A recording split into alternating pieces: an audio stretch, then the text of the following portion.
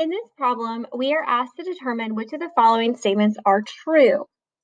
Let's take a look at our table. Our x values are increasing by 1. Let's look for the pattern in our y values.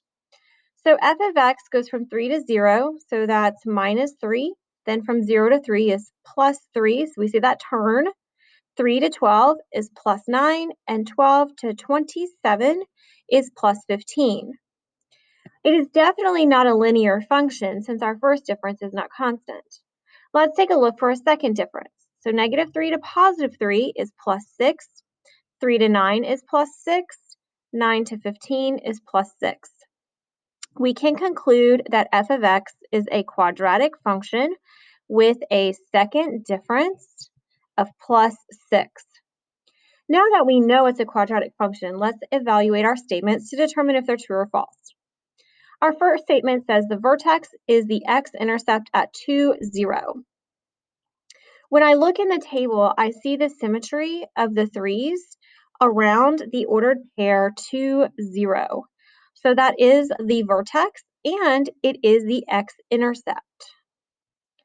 Let's take a look at our next statement. The axis of symmetry is y equals 2. Without even looking at my table, I can tell you that this is a false statement because the axis of symmetry must be x equals. In this case, it would be x equals 2 since my vertex was at 2, 0. Let's take a look at our next statement. The y-intercept is 0, 12. Notice that our y-intercept is not a part of our table. We could extend the table upwards to determine our y-intercept. So if I now put x is 0, I need to determine what f of x value would be at 0. So this would be, I would have to do a plus 6, so this would be minus 9 in order to give me a second difference of plus 6. So what minus 9 would get me to 3? So that looks like it would be at 12. Now, there's another way I could have done this, using our symmetry. Look around our vertex. It goes 3 to 12 to 27.